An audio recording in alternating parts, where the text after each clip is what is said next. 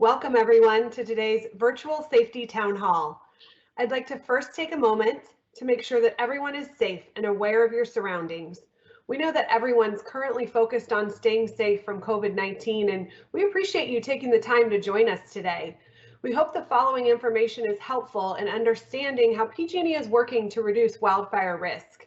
We're still doing everything that we had planned to address the threat of catastrophic wildfires despite the constraints imposed by the COVID-19 pandemic. A few housekeeping notes about how to use the web features. If you'd like to ask a question or provide us any feedback, please see the speech bubble icon at the top of your screen. Then click Ask a Question and type in your question. Our plan is to give a brief presentation today and then take your questions. Our webcast is scheduled until about 1:30, and we'll do our best to answer all the questions that we receive. If for some reason we're not able to get to your question, or if a question pops in your mind after we're done today, you can always reach out to us at our dedicated email address, and that's wildfiresafety@pge.com, and we'll respond promptly. Please note we will be recording today's presentation, and slides will be posted to our website. The slides are usually posted immediately following, and it takes about a week to see the recording up on the site. If you're interested in sharing this information, the slides, even past recordings of past town halls or webinars, you can access all of those on our website at pge.com/fire safety webinars. That's pge.com/fire safety webinars. My name is Vanessa Bryan, and I'm a senior manager with our Public Safety Power Shutoff Customer Engagement and Strategy team.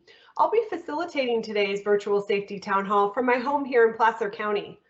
With me today are Aaron August, who is the Vice President of Business Development and Customer Engagement, Mark Van Gorder, Government Relations Representative, Miguel Medina, who is a Vegetation Program Manager, Todd Durham, who is a public safety specialist, and Vic Baker, the senior manager of PG&E's Sonoma, North Bay, and Diablo divisions.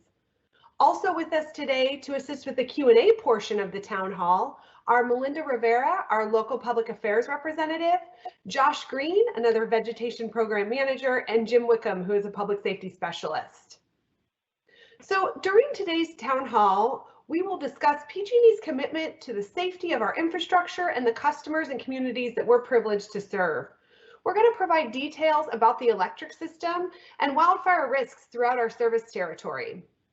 We're also going to talk about key initiatives that we're undertaking to help prevent wildfires, including enhancing vegetation management.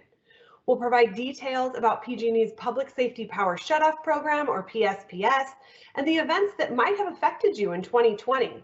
And we'll share details about the resources that we made available to customers before and during these public safety power shutoff events. And we're going to provide additional resources that you might find useful to help you and your family stay safe during an emergency. Again, you can feel free to submit questions throughout the duration of the presentation, or your thoughts or feedback.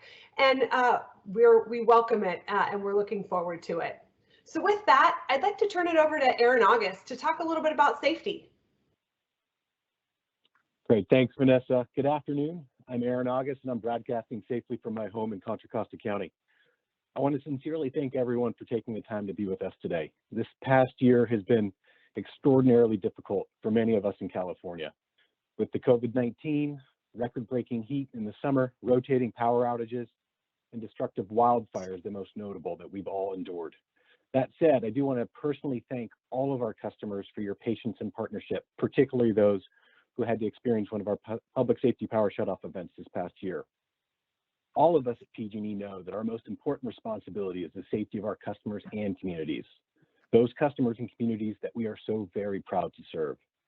With the environment that we're in, we know the safety of our electric system is now more important than ever. It's in the past fallen short, and we have work ahead of us to regain the trust of our customers. Today, we will provide details about the safety work we've done and will continue to do to prevent major wildfires and keep all of our communities safe. I want you all to know that from all of us at PG&E, we are in this together, and we want to help you stay safe. We also want to hear from you to reaffirm what Vanessa had said. So please feel free to submit your questions and comments at any time during this presentation, and we'll do our very best to answer those questions. At this point in time, I'd like to hand the presentation off to Mark Van Gorder, and we'll get into some of the details for today's discussion. Thanks. Thank you, Aaron, and good afternoon, everyone. Thank you for joining us today. My name is Mark Van Gorder. I'm Pacific Gas and Electric's local government relations representative in Marin County, and I'm joining you safely from my home. Also on the call today is Melinda Rivera, local government relations representative in Sonoma County. So this afternoon, I'll be providing a brief overview of PG&E's Community Wildfire Safety Program and the wildfire risk across our service area. We know the magnitude of the challenges that we face.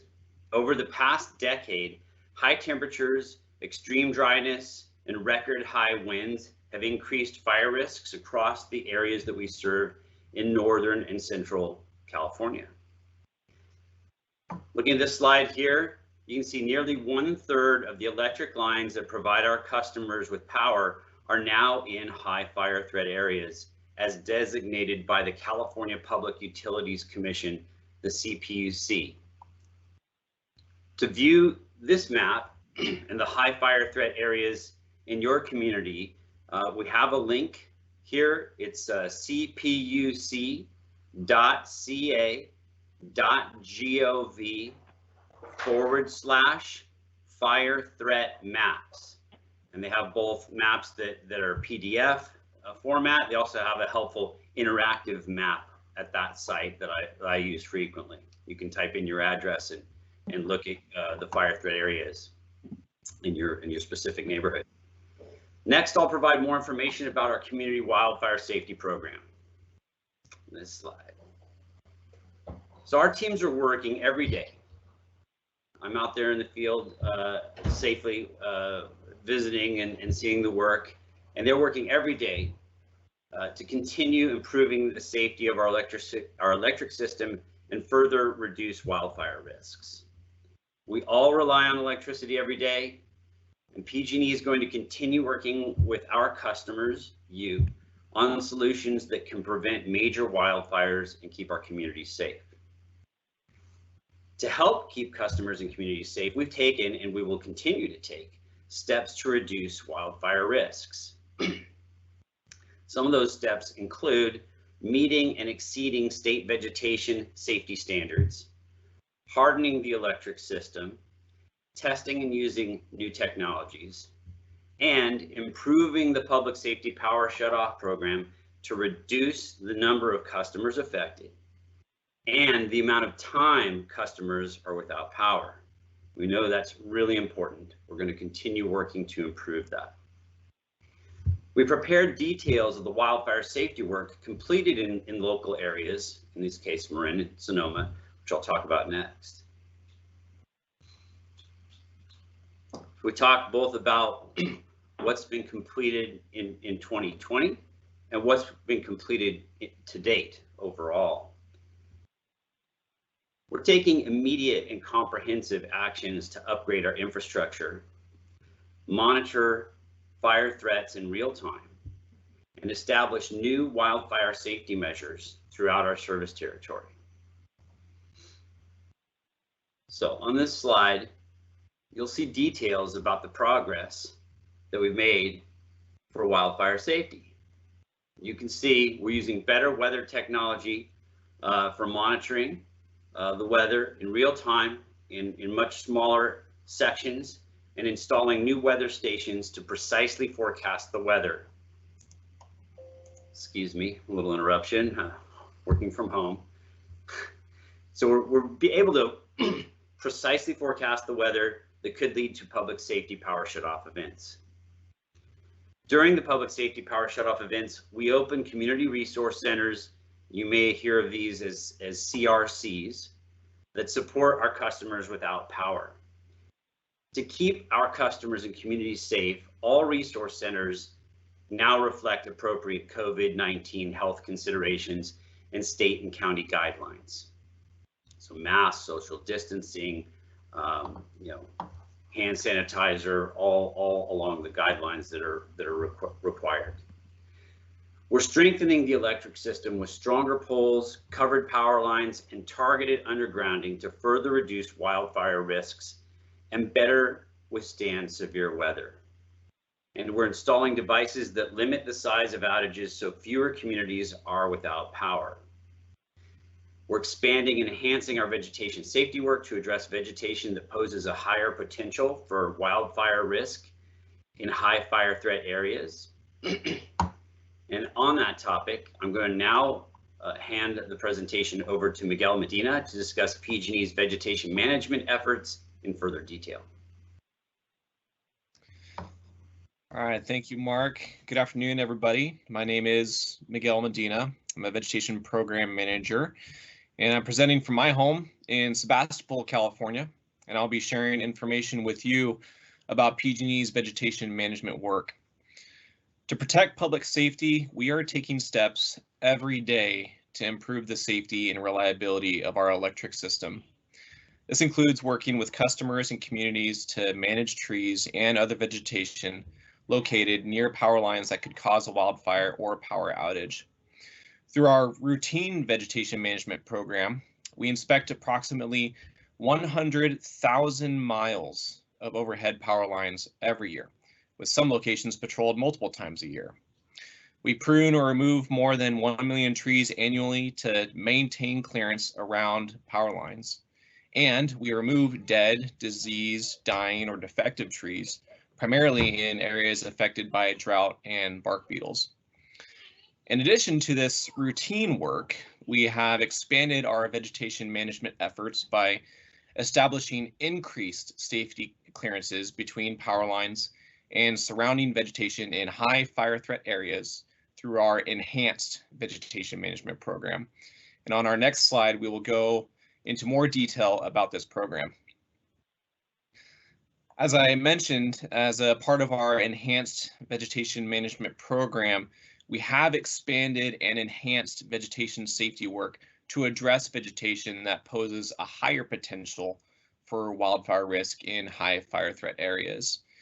Through this program, we exceed state standards for minimum clearances around power lines, including trimming overhanging limbs and branches above power lines. And we conduct additional inspections beyond routine patrols to remove hazardous vegetation such as dead, diseased, dying, or defective trees that could harm power lines or equipment.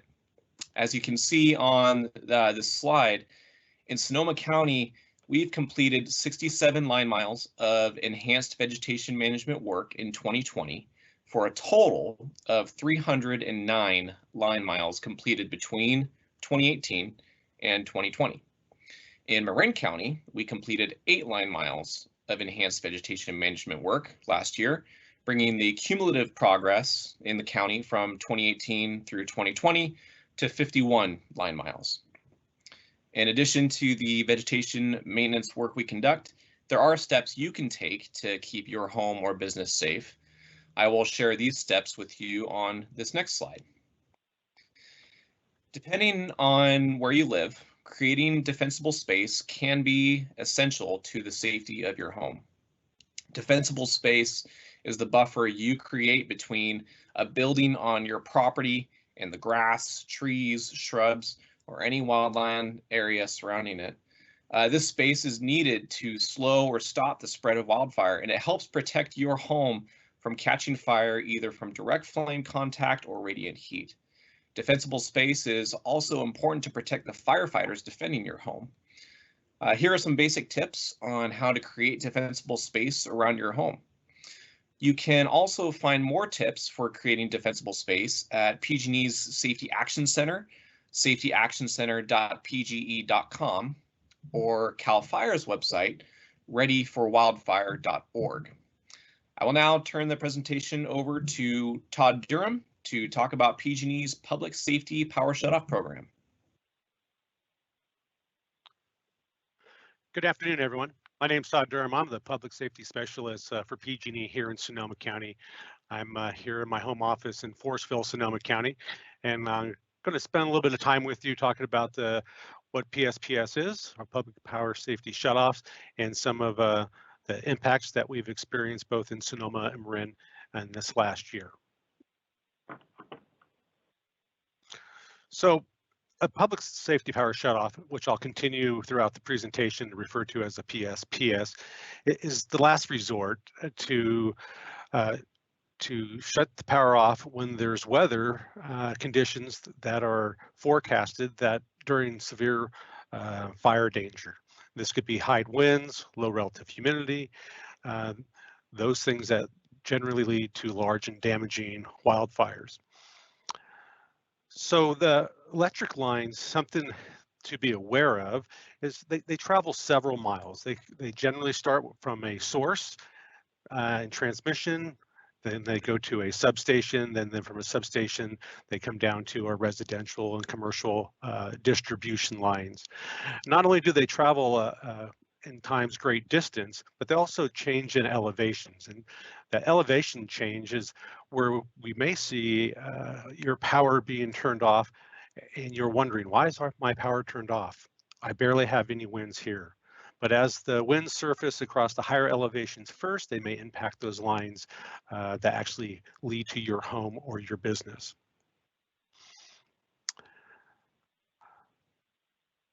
We can go ahead and go to the next slides. I'm going to talk a little bit about the differences between last year, or the 2019 and 2020. So on the slide here, you can see the differences. There's still a lot of work to be done between we've made some good improvements from 19 to 2020, but we all here at PG&E, we're also your neighbors. We recognize if you're one of the 653,000 customers that were impacted by a PSPS, it's very disruptive. However, we need to be mindful of giving the highest priority to public safety as we go through these summer months and fall months when we have these conditions. Next slide, please. So here in Sonoma County, we experienced 4 of the PSPSs. Now, not everybody was impacted by all 4, and some folks may have been impacted by all 4 of those. As you see on the screen, some of the areas or the scope of the PSPSs may have overlapped one another. To the right-hand side of the screen, you can see the number of customers impacted, the number of CRCs or community resource centers that were open, and how they were visited, and the peak winds. And those peak wind gusts that we see, if I can draw your attention all the way over to the right-hand side of the screen, down in the middle of the 89 miles per hour, we experience those generally at the higher elevations, Geysers Peak, Mount St. Helena, and I suspect Mount Tam and Barnaby in Marin counties. And as you go down that scale is the number of hazards that were identified after those winds and those weather conditions subsided. Once they subside, PG&E sends crews out to inspect all the lines to make sure that the damages are, if there are damages, that they're repaired and before power gets restored to those areas. And towards the bottom of the screen there also talks about how long it takes. And we try to get those the power back on as safely as we possibly can. As you can tell from as you look across the screen on the lower right-hand side, the larger events, it takes a little bit larger, a little more time to make those repairs. But the key is that I like to point out in those is every one of those areas where there was damages or hazards identified, all of those could have been a potential fire start. So all of those were good actions taken by paid good dividends by turning the power off in those areas and with a quick follow-up and making those restoration and repairs. Next, I'd like to take a look at Marin County. Marin County, although as I mentioned before, if you're one of the people that have had your power shut off, you recognize how disruptive that is. There was a number of PSPSs throughout the service area this last year. Marin having this one last year with just under 15,000 customers impacted. 4 CRCs were set up for you. The peak wind gust that triggered this decision is 54 miles per hour, 7 hazards identified, and we're still able to get the power restored in a reasonable amount of time. Next slide, please. So here's something is interesting for all of us to remember. When you're the user, we generally know the power's on and the power's off, and we try to figure out why. And now one of those could be the PSPSs, as we've already discussed, but there's a number of other situations that could cause outages. The first being the rotating outages. Those are determined by CAISO. And there's there on the left-hand side of the screen towards the bottom, different ways that you could be alerted of those types of event. Next is the emergency repairs that we may respond to because of the infrastructure being damaged from other types of emergencies, including fire. There's the planned maintenance of our infrastructure that could cause outages, active wildfires, which the fire agencies and county emergency management, along with CAL FIRE, get notifications from them, as well as PG&E. And then the last one that we've been talking about here is the public safety power shutoff. The one thing that can complicate all of these, as we've learned living here in California, you could have a lot of these simultaneously. However, it is nice to know that there are different avenues to get information with what's causing those outages. Again, the rolling outages by CalISO, and then the planned and wildfire and PSPS from PG&E into the fire agencies. So with that, I'd like to turn the presentation now over to Vic Baker. Yeah, well, thank you, Todd. I'm Vic Baker, Senior Manager for PG&E Sonoma, North Bay, and Diablo divisions. And I'm reporting from my home office here in Contra Costa County. And today, I have the pleasure of sharing details about how we are helping customers prepare for and stay safe during public safety power shutoff events. So last year, PG&E provided improved resources and support to customers and communities before, during, and after public safety power shutoff events. We opened 245 community resource centers across our service territory during the public safety power shutoff events, providing resources for well over 50,000 visitors. On the right side, so take a look at your right side, you can see the many resources which may be available at the community resource centers. We provided over 30,000 food packages through partnerships with local food banks. We distributed more than 6,500 portable batteries via the California Foundation for Independent Living Centers, the Disability Disaster Access and Resources Program, and PG&E's own portable battery program. And our call center responded to calls in less than 9 seconds on average. So today, what I would like to talk with you next about is that PG&E is actively partnering with organizations to help support customers before, during, and after the public safety power shutoff events. Next slide. So we partner with more than 250 community-based organizations to assist customers before, during, and after these events. We are also providing emergency information in multiple languages, including indigenous languages, as well as expanding the availability of materials in American Sign Language. We have conducted sponsored outreach through television, radio, social media, flyers, and in-person assistance. And as part of our efforts, we are collaborating with the California Foundation for Independent Living Centers through a grant program to support the access and functional needs community. This support for our customers with medical and independent living needs, it includes enabling qualifying customers who use electrical medical devices to access backup portable batteries, providing emergency preparedness, outreach, and education, and promotion of our medical baseline program.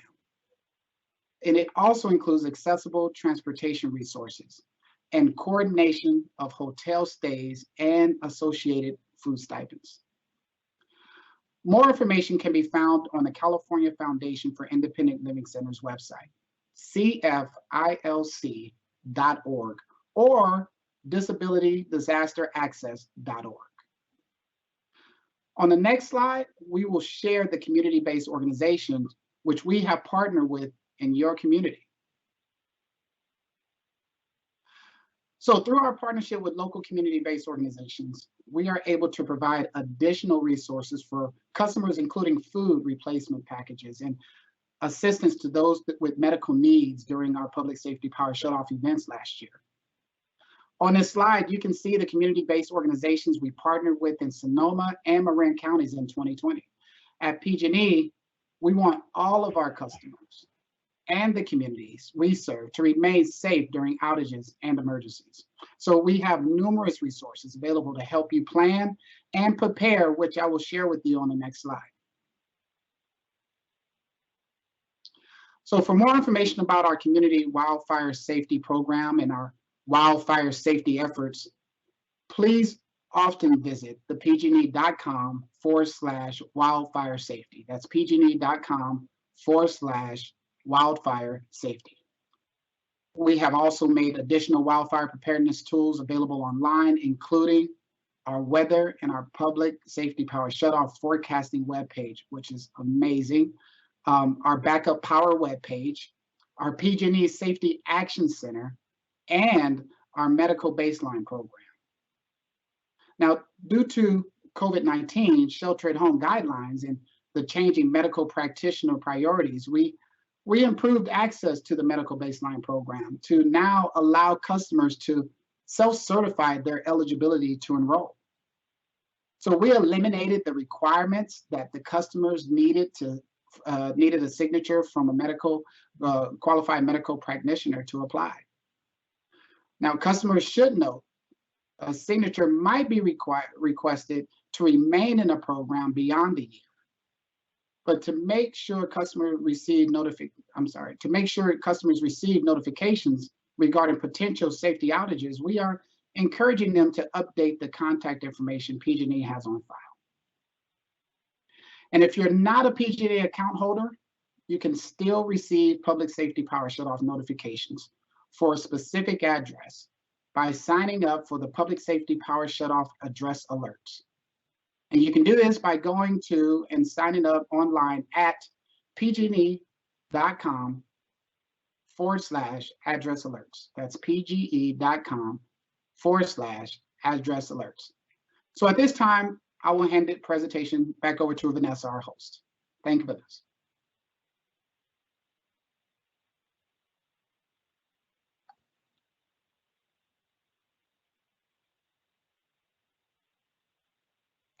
So Vanessa may have had some technical difficulties, which is okay. So apologies. I'll follow up. Okay. Thank you for that, Vic. And thank you for all of our presenters today. Really excellent job sharing information with our customers about what we're doing to keep them and to keep their communities safe. So now it's time to transition to the Q&A portion of today's town hall event. One question that we've received quite often is if this presentation will be available to download. Will we be sharing a recording? And the answer is yes. So the presentation will be posted to PG&E's website at pge.com/fire safety webinars, and that should happen, pretty immediately after our presentation today. It takes about a week to process the recording and get that posted, but there's previous recordings there that you can reference. And again, this one should be up there within about a week. So please visit often pge.com/fire safety webinars. And that's also where we are going to be posting our schedule. This is not the only time we'll be speaking about your community. We are planning our community wildfire safety program webinars that will begin later this spring and continue into the summer months. And so again, we encourage you to take a look at that page regularly and see if there's any other presentations that might be interesting to you. So we've been receiving some really great questions throughout the duration of the presentation, so thank you for that. As a reminder, if you'd like to ask a question or simply provide us with your thoughts or your feedback, there is a speech bubble icon at the top of your screen, and a button that says ask a question will then appear at the bottom of your screen. So click on that, type in your question or comment, and send that to us, and we'll do our best to answer all the questions that we received today. If we're not able to get to your question, or if you have a question that comes up outside of a town hall event like this, you can always email us at wildfiresafety@pge.com. That is a dedicated email address that is staffed by our wildfire safety team Monday through Friday, 8 to 5. So we'll respond promptly to your inquiry. With that, let's get started with the Q&A portion of today's presentation. So I'm going to ask Miguel to join me for the first question. And Miguel, we've been receiving a number of questions about vegetation management. Not surprisingly, it's definitely a topic of interest from our customers. The first question I have for you is specific to Hood Mountain, the state parks in the area. Do we have plans for vegetation management in any of those places? There's also a question about controlled burns, although I think we should probably direct folks to the local fire agency for that piece. But talk to us about vegetation management plans in the state parks in the counties that we're covering here today.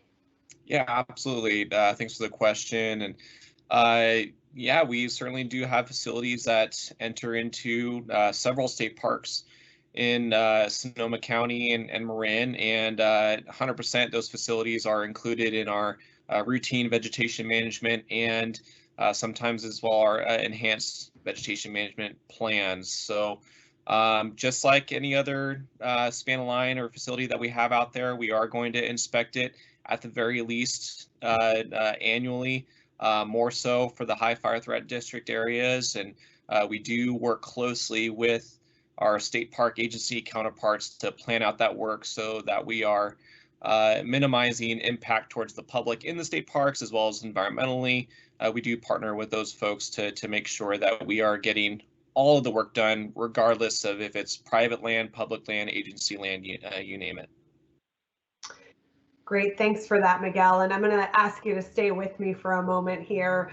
We have another question from a customer about our enhanced vegetation management practices, and really inquiring about not just above the line or around the line, but below the line and around the pole. Can you talk a little bit about our practices to clear around poles and around lines? Yeah, absolutely. So yeah, point of clarification, because I realized that part of the presentation was focused on including the branches above the lines, right? So we're talking about overhanging limbs, and want to make sure that it's clear that enhanced vegetation management isn't just that. So we are talking radially, we're talking below the lines, we're talking to the side of the lines, above the lines. When we mention the overhangs, we're painting a picture of going all the way up to the sky. Literally nothing above the conductors is what we're aiming for with the enhanced veg. So beyond that, with clearing poles, we are doing that as well for any non-exempt equipment. So there are subject poles that we are clearing around the base of those for a 10-foot radius. So that is part of our vegetation management as well. And beyond that, we continue to look for opportunities for fuel reduction projects, which ought to be coming out here some point soon. So be on the lookout for that. It's a hot topic for us, and looking forward to implementing that.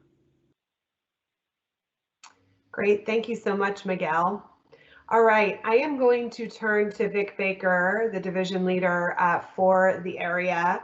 Vic, we have received questions about our prioritization of circuits for 2021 and what our plan is to address those circuits. When will customers hear about projects that might be happening to harden the circuits in their area? Well, I'm glad you brought that up. So we have a robust communication plan around this. And let me just rest assured that our customers know that we have a plan. We have identified and prioritized the circuits that we're going to reach and meet this year. We have a few areas we're going to be undergrounding as well, so we can pull some customers out of the PSPS events. As we formalize this, we have an entire communication plan that we will be meeting with the affected residents and community, so they'll know upfront before we start our work. So rest assured, if you haven't heard it now, it's because we're not at a place where we're going to start the construction, but you will be hearing from us prior to construction. Great, thanks for that, Vic. And that's usually in the weeks leading up to that construction. So it doesn't mean that we're not actively working on scoping those projects and estimating those projects and getting contractors lined up, but still really finalizing all of those projects so customers can expect to hear much closer to when, to your point, the construction is going to start. All right, thank you for that, Vic.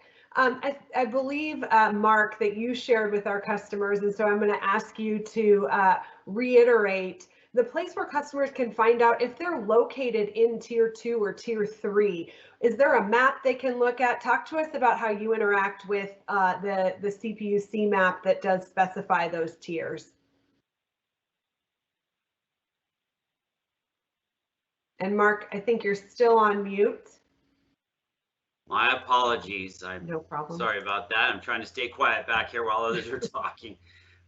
So I was saying that the CPUC has some great tools, and I don't know if we can go back to the slide. It's on page 6, but the link, if we want to write it down or put it in the Q&A, is CPUC.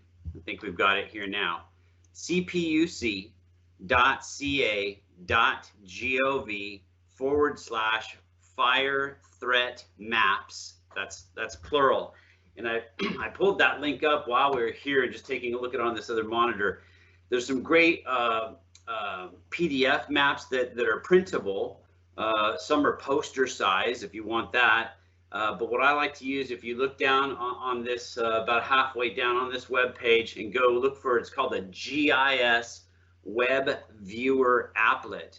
And so people who are interested can pull that interactive map up. You can move it around. You can zoom into various areas. You can type in your address, or maybe you have a family member's address that you'd like to find out where's the high fire threat area near them. Is it Tier 2? Is it Tier 3? Or maybe you're not in a high fire threat area. So great resources from the CPUC there.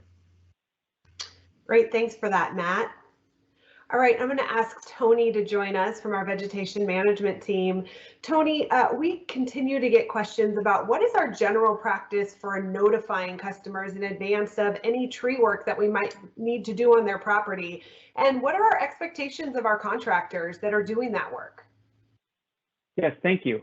And great question. So, you know, in many situations, there's various access points to get to our facilities and to trees where tree work needs to be performed in order to protect the facilities. We aim to have advanced notification of all the tree work we perform where feasible, if there's a property owner that lives at the address, et cetera. And so what I would say is, if a customer would like advanced notification when they come across one of our inspectors or our tree crews, they make that request at that time, then that information is input into our database. So for future visits to the property, we would have a notification to the inspector or tree crew that advanced notification is requested by the property owner. Great, thank you for that overview, Tony. Really appreciate it. And I know related to our enhanced vegetation management work, we are working on launching some pre-notifications, both via robocall, if you will, our IVRs, as well as sending postcards. We anticipate that those are going to start in the coming weeks and will typically be the quarter ahead of when that work might occur. So trying to certainly give our customers the heads up when we expect work to be on their property, but to your point, also let us know if there's any concerns that we should be aware of. So thanks for that, Tony. I'd like to ask Melinda to join me for the next couple of questions. And Melinda, I'm going to just kind of paraphrase. We received a couple of questions specific to the Oakmont area.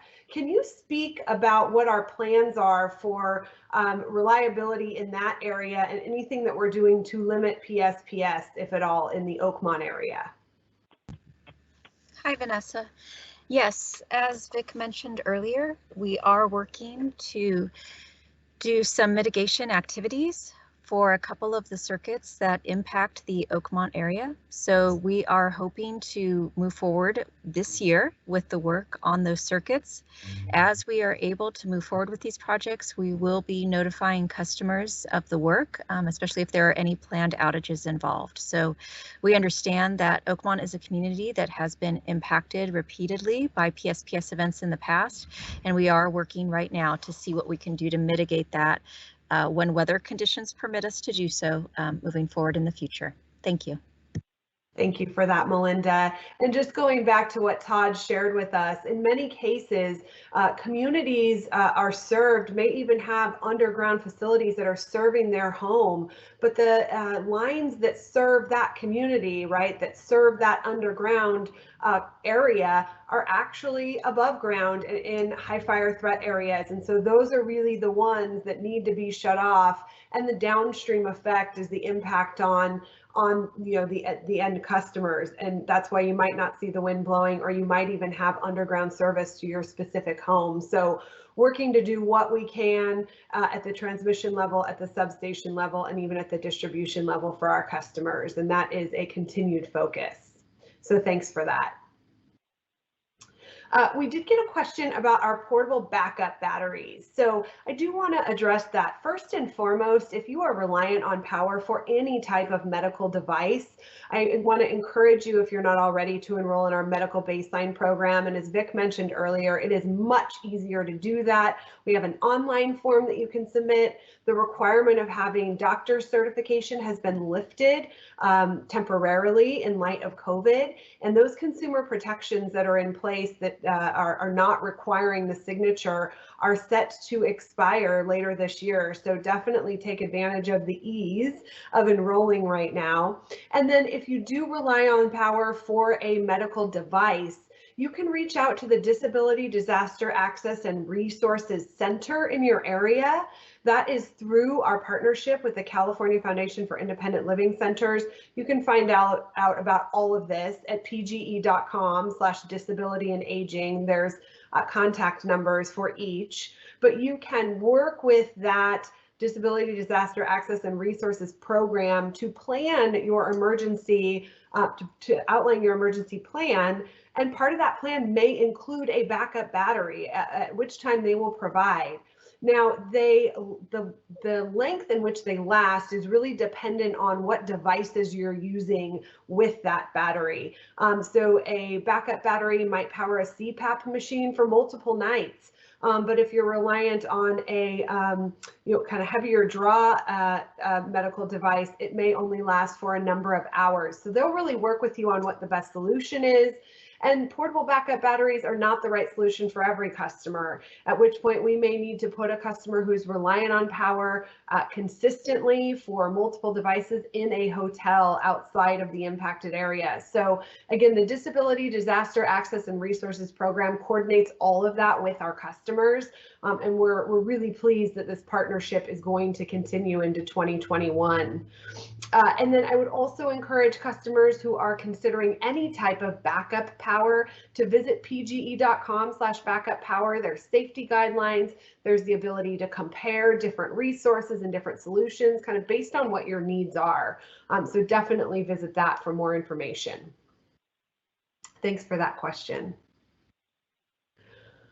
All right, so in terms of community resource centers, or CRCs, we received a question about how do we decide where they should be, and how do we decide which ones should be stood up when, and how much notification and information is shared with the community. So I'm going to ask Melinda to join me again. Apologies for not being able to see Melinda's face on the camera. We're experiencing some technical difficulties, but she is the best representative to answer this question. So Melinda, can you share with us the strategy for CRCs?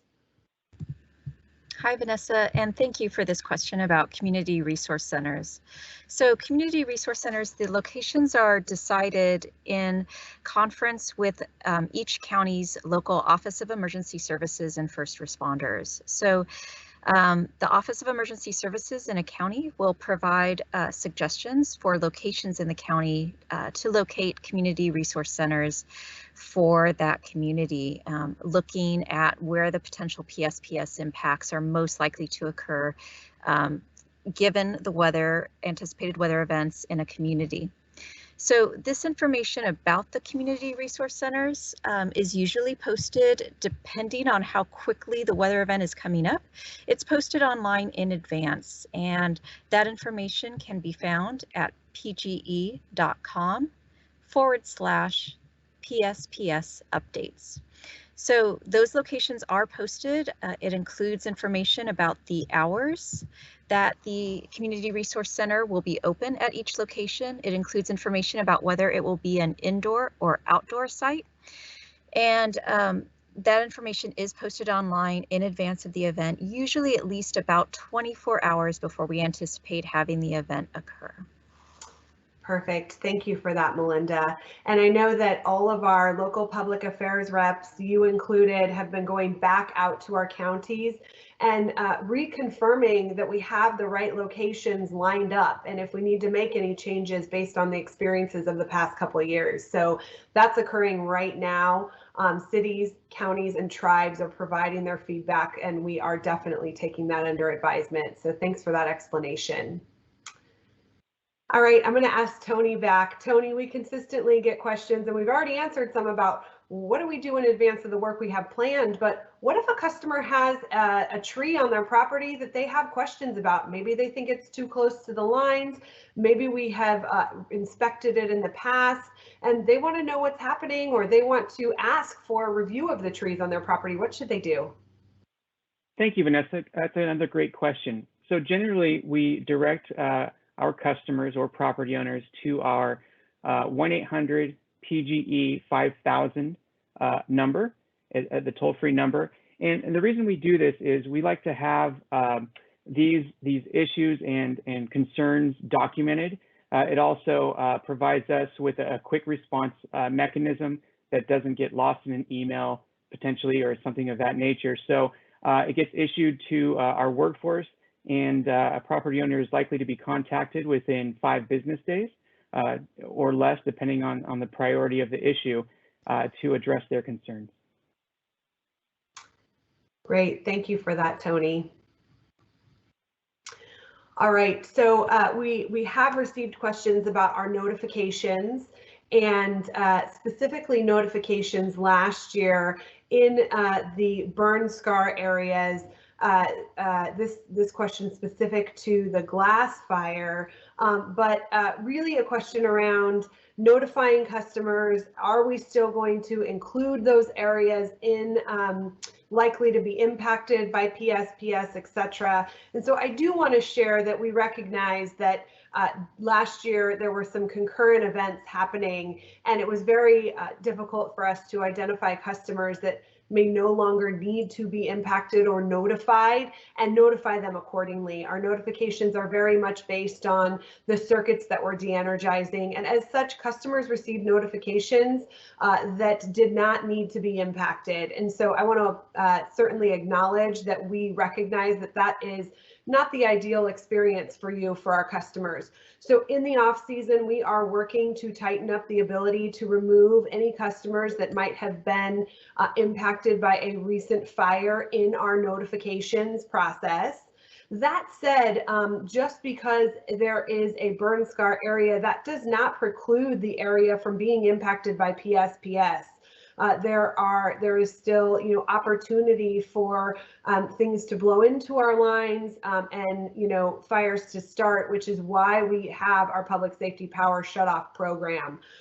So we will continue to update impact, and in fact, PG&E is working right now on a visualization tool for customers to be able to view where impacts have been in the past relative to your specific location. We're actually working through that now, and we anticipate that launching that later in the year. So more to come on which areas will continue to be impacted and which areas you know, may no longer be impacted. We continue to work to tighten the areas that are impacted, tighten the time frame by which we need to impact customers. So where we can make them shorter, we are doing that. So thank you for that question. All right, we received another question about helicopters, and oftentimes you will see them up in the air. Mark, I'm going to ask you to join me for this particular question. The customer is asking about helicopters. How often should we expect them to be in the air? Are we notifying anyone in advance? And why we might use helicopters for different types of inspections? Is it just for lines? Is it for you know, why might they not be flying over the line? Are they looking at the gas pipeline? Can you talk a little bit about that?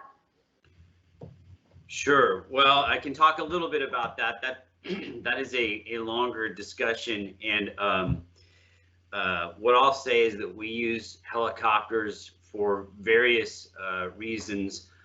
Frequently, we will inspect the lines for you know, just annual regular inspections. We can inspect the lines post storms.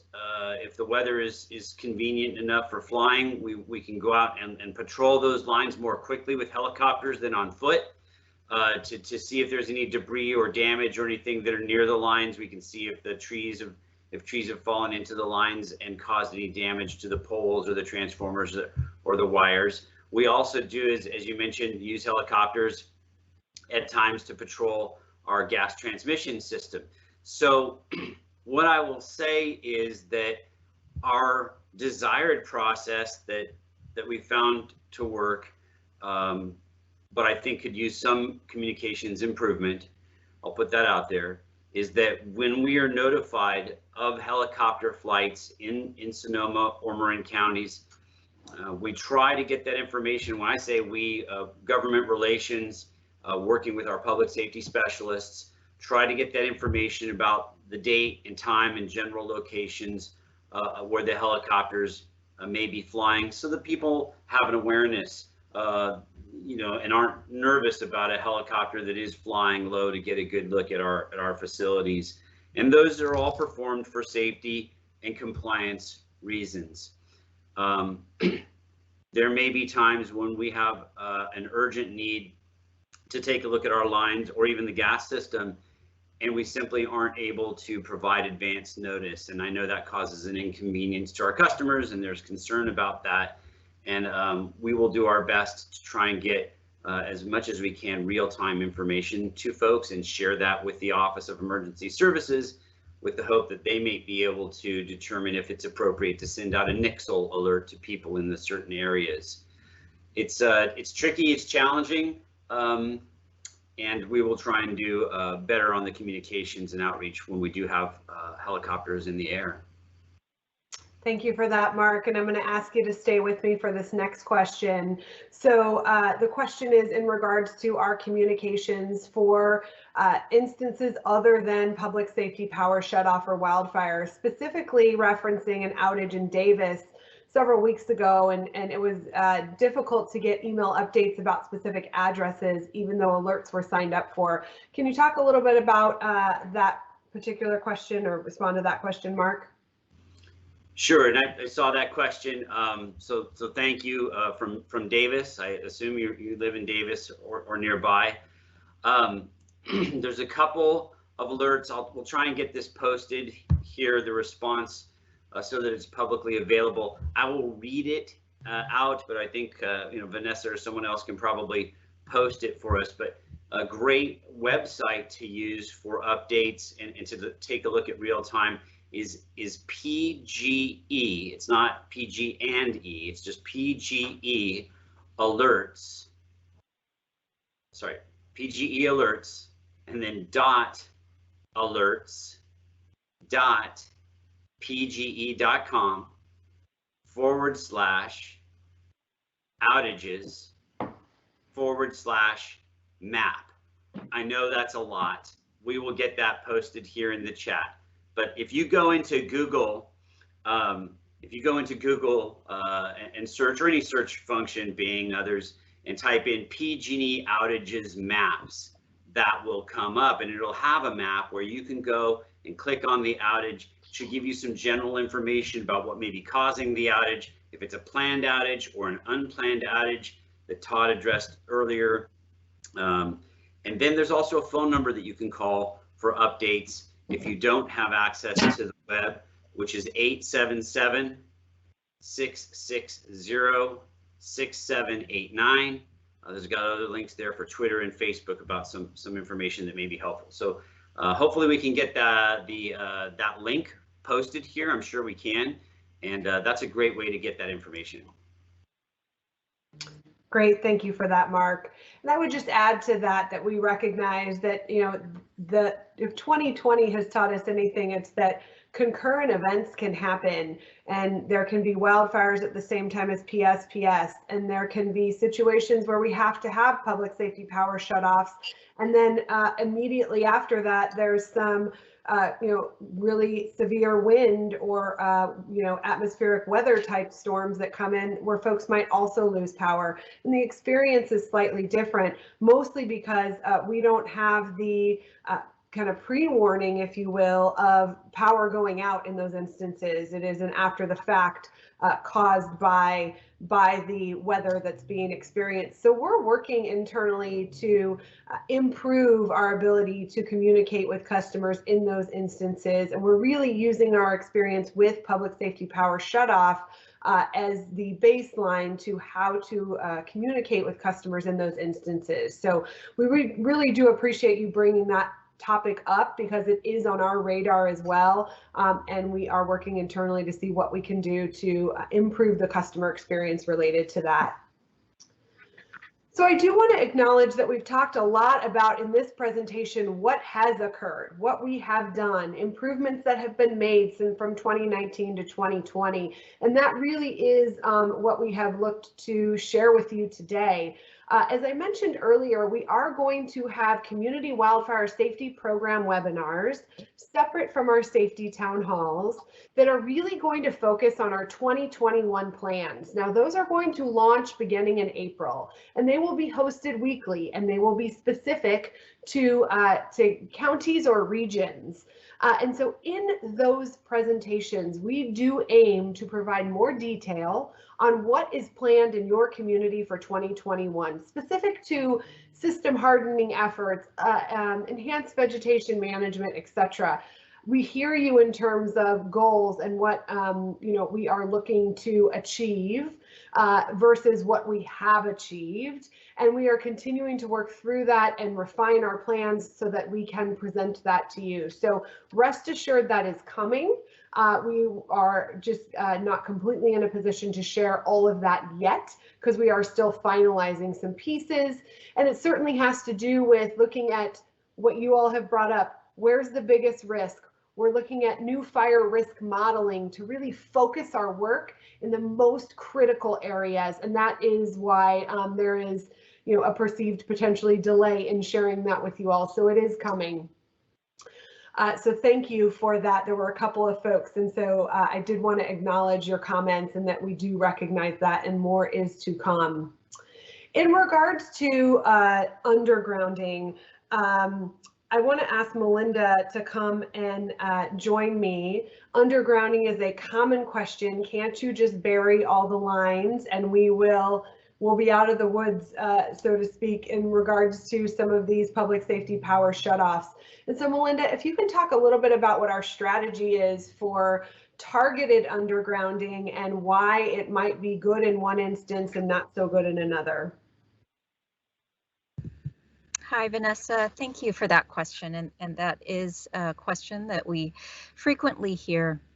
The undergrounding, as you mentioned, is something that we can do on a very targeted basis. Undergrounding can be helpful in certain communities and certain climates and geographies where there is not a high fire threat risk area designation by CPUC or by CAL FIRE. Undergrounding does take a substantial amount of resources, and so it's done in a very targeted manner. PG&E is moving forward with strengthening the electric system through a variety of different types of mitigation activities. This includes stronger poles, covered power lines, and some targeted undergrounding work to further reduce the wildfire risks and better withstand severe weather. So this system hardening efforts that we utilize can include some targeted undergrounding. And as we mentioned previously, we are looking at how we can utilize some targeted undergrounding of certain lines so that we can better mitigate the impacts for customers who may be in non-high fire threat areas. So we are continuing to work on that. Thank you. Thanks, Melinda. I really appreciate you covering that. It is a very common question, and certainly isn't a panacea in terms of what we're dealing with here.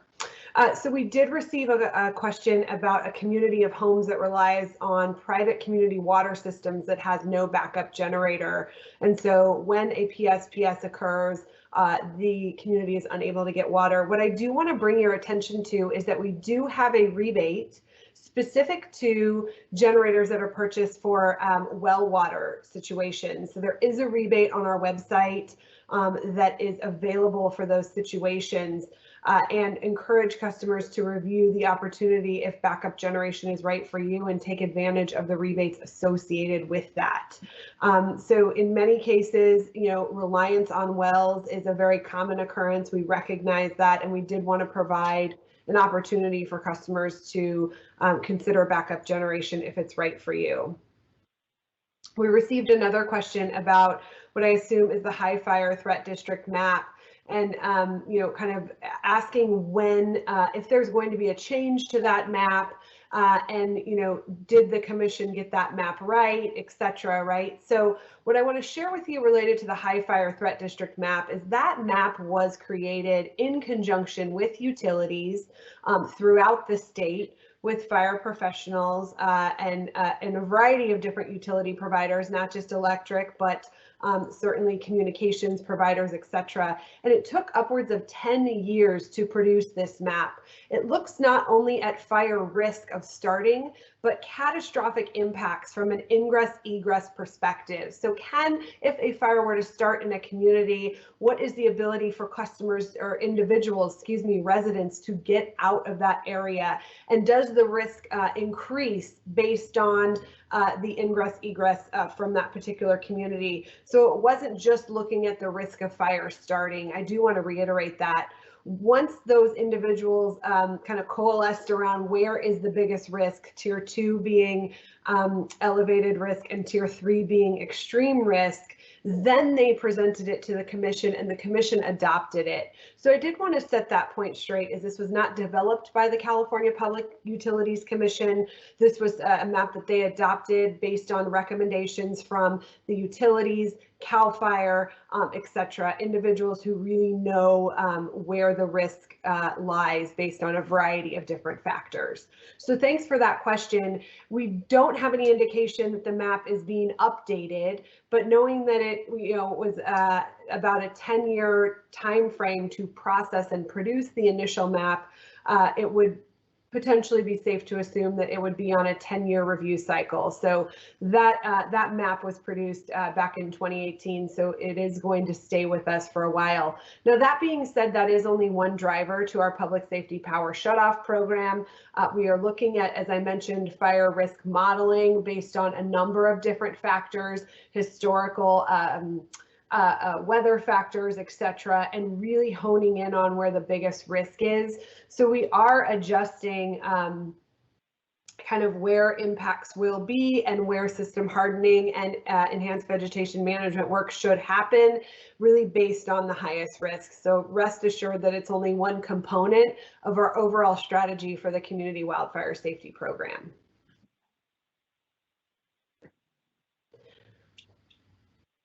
All right, so I'm going to ask Miguel to join me for a question that we've received around poles specifically on Brush Creek Road, and that this customer is indicating that there are trees covering a number of the poles. Can you address that question or that statement?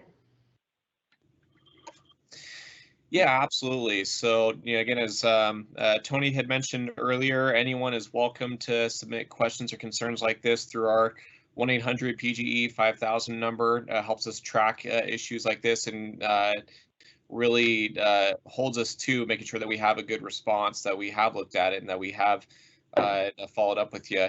Now, in the meantime, as I do manage in Sonoma County, I'm happy to take that one on and make sure that we get somebody out there to take a look at those poles and see if there's some work that we need to do to clear those things up. We'll be looking out for any, whether it be vines or trees engulfing the poles, make sure that we're addressing any PG&E owned facilities out there. And thank you for raising it up, and we'll make sure to address it. Perfect. Thank you so much for that, Miguel. Really appreciate it. All right, so just reviewing, I think that we have addressed many of the questions in the chat. And I do want to remind folks that if you would like to ask a question, you can go to the top of the page. There is a speech bubble icon at the top of your screen. There's a button that says ask a question that will appear when you click on that speech bubble icon. And then at the bottom of your screen, you're able to type in your question. So we do still have some additional time if you have additional questions that you would like to ask. While we're waiting for additional questions, I'd like to ask my presenters if there is one thing that you'd like our customers to take away from today's presentation and town hall and Q&A portion. What would that be?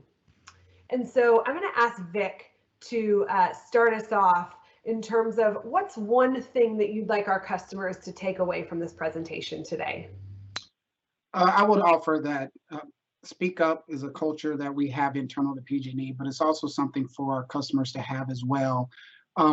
We want to respond. It's our intent to respond. And as we meet our customers' needs, we have to understand what those customers' needs are. So I would encourage you to make sure that, our representatives who are in the field, such as myself and our outreach specialists and so forth, or pick up the phone and call our hotline. Let us know what the problem is. We don't know what we don't know. And so I can encourage you to do that. That would be helpful. But I also want to emphasize our intent to really meet the customer's needs and provide you with all the information we can provide you so you can understand exactly what we're trying to do, what we can do, what we can't do, what we're attempting to do, and listen to you. So we're partners in this. You're our customers. We want to serve you the way you want to be served. And I will end with that. Thank you, Vic. I'm going to pose the next question to Mark. Mark, can you share with us one thing that you would like our customers to take away? Sure. I think my answer will be the same as it was for our last meeting with Lake and Napa County. And that is that, understandably, because of the large service territory PG&E has and over 5 million customers, I think when we think about PG&E as customers, I'm a customer, it seems like a very large and sometimes monolithic company. And what I appreciate about these calls is that the folks who are on the call that have been answering questions today, many of us are local. And you've heard us all saying that we're working from our home offices, Sonoma County, Marin, Napa, all in the North Bay area. A lot of us work on various issues and questions that have been raised in the chat today. And just to dovetail or get on the coattails of Vic Baker, we're here, we're the local team, we're neighbors and residents in the communities that you live in. My role is to work with local government officials, and I agree with Vic. If you can call our 800-743-5000 number, if you have a concern or a question, you see a hazard, report it. Let us know, please. And we will keep working with you directly as the customers. We'll work with local county and city officials as a local team who is here to listen and work together to serve you better. Thank you, Mark. Really good message. I'm going to toss it over to Miguel to share his thoughts with the community.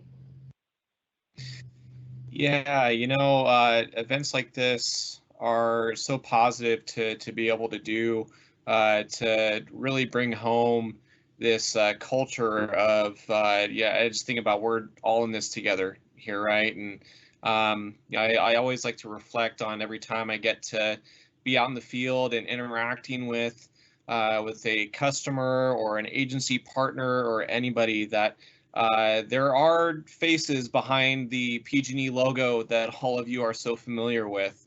There's so much more going behind the scenes, men and women that are working so hard to increase public safety, to prevent events from happening that impact every one of us. We're all sharing where we're calling in from here this afternoon, and we're all Californians, we're all neighbors, and we're all in this together. So I'm looking forward to continuing that partnership with all of our customers here on this line and those that are not. Thank you, everybody, for giving us your eyes and ears today. I agree, Miguel. Thank you for sharing that. We did receive another question, and actually thank you for this idea. So asking if it would be possible for us to put all the web addresses that we've been mentioning on monthly bills that are coming in June through August. Great suggestion. I will tell you that we are planning for an insert in, I believe, the May bill that will talk a little bit about PSPS.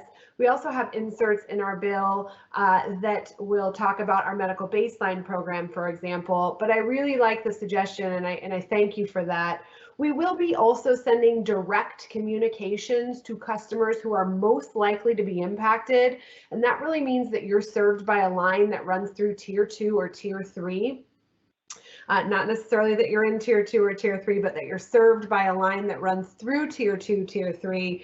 We will be sending you direct targeted mailings throughout the season, if you will. So that will begin really in the April-May timeframe. That will continue through August, and those different mailings will provide guidelines on kind of how to prepare your emergency plan, what you need to consider, places where you can get more resources, et cetera, et cetera. And so if I can ask that we pop the slide up that Vic covered at the very end with a variety of different websites.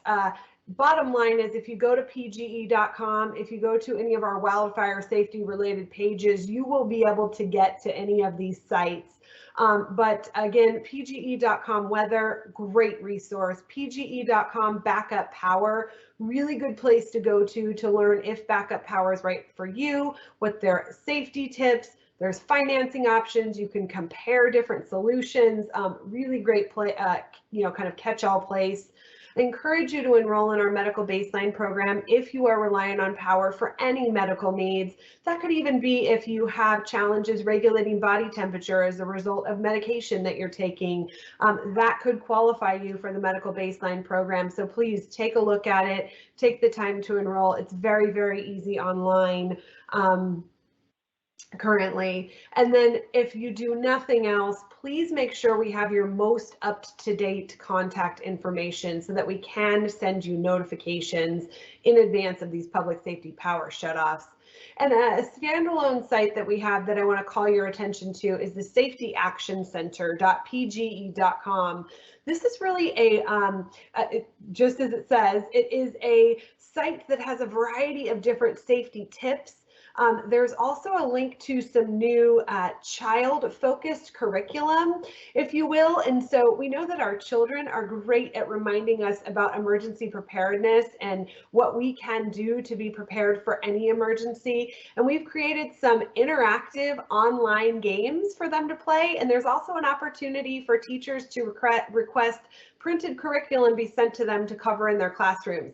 So it's a new addition to our Safety Action Center, and I encourage you to take a look. I think all of us can agree that children at home, we are always looking for new and exciting things for them to do to learn more, and certainly they're well versed in using kind of digital tools to be able to do that.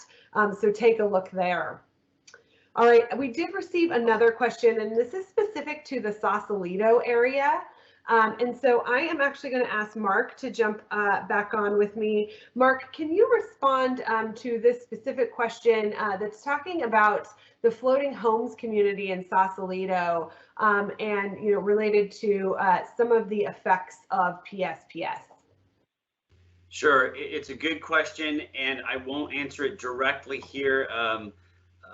But I did want to call it out. It was posted as anonymous, and so I think the best way that we can work together to answer that question is if whoever the anonymous person that posted, if you can contact the Public Works Director there, Kevin McGowan, in Sausalito. I work with Kevin regularly, and I will double check on this. If you can share your name, if you're willing to do that, with our Public Works Director there in Sausalito, I will follow up and I will get that answer for you. Perfect. Thank you for that, Mark. Really appreciate you taking the lead on following up on that particular inquiry. All right. So I do want to pass it to Tony for any final thoughts in terms of what you would like customers to take away from this presentation. I think there's also opportunity to acknowledge that we've received a lot of constructive feedback, not necessarily questions, related to our vegetation management program and how you incorporate that into your daily tasks. Thank you, Vanessa. Yes, I absolutely appreciate the constructive feedback. It's helpful to have eyes in the field of what's going on with our extensive operations throughout, in this case, Marin County for my area of responsibility. I do want to note that the EVM program is a 10-year program, and we started a couple years ago. So we have 8 years left to achieve our goals of bringing our power lines in the high fire threat district to EVM, Enhanced Vegetation Management scope. So there's going to be quite a bit more work to achieve this scope in Marin County in the years to come. So though we don't have extensive work this year per se, we will be ramping up those efforts in the coming years, working with community partners, working with officials and all levels to make sure that everybody's informed of the work we do. They have resources to raise questions and get feedback on the work that will be performed. And I want to thank everybody for joining us today, and your feedback has been most helpful. Thank you, Tony. Really appreciate that. All right, before we close, one last push for any questions. Again, you've got that Q&A button at the top of your screen. You can click it, type your question in at the bottom, and send it to us. In the meantime, I'm going to ask Aaron August to go ahead and share any last thoughts or words with this group. Certainly thrilled to have one of our executive team leaders on the call with us today, listening to all of your feedback and great questions. Aaron? Yeah, thanks, Vanessa, and thanks, team. Just really, truly appreciate the feedback, the dialogue, just really the overall engagement. I guess the final point I'd make here is know that as we continue our journey into 2021, know that PG&E is going to be embracing what we're calling a triple bottom line mindset. So it's delivering results for people, the planet, and California's prosperity. And 2020 is certainly a huge jump off year for us to be able to really focus on that triple bottom line. Know that that vision is absolutely enabled by PG&E's performance, our execution, doing what we say we're going to do and doing it right. But also know that that vision is fueled by your voice. So, and all of my coworkers here have made this point, but it can't be stressed enough. We want to continue to hear from you. What's working, what's not, your recommendations, all of it helps.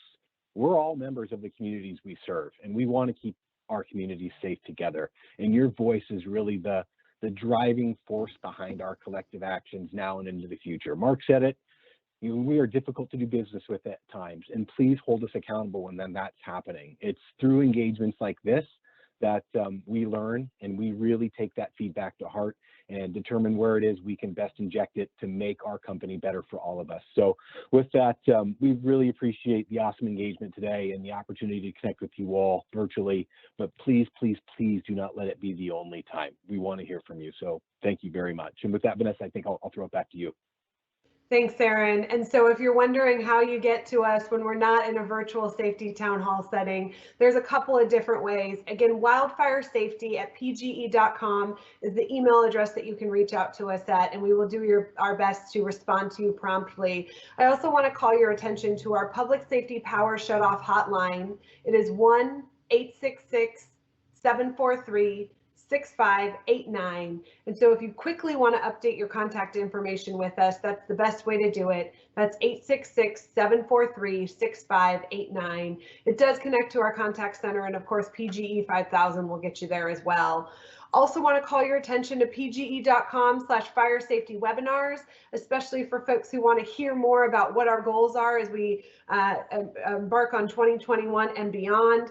Please watch that website for more information about upcoming webinars, and we'll also email you if you provide us with your email address attached with your account in advance of those. And we'll be posting a copy of the slides and a recording of the webinar today in the coming days and weeks. So thank you again so much for your engagement, for your really honest feedback, for your transparent questions. We do appreciate it. Please have a safe day and stay well. Thank you.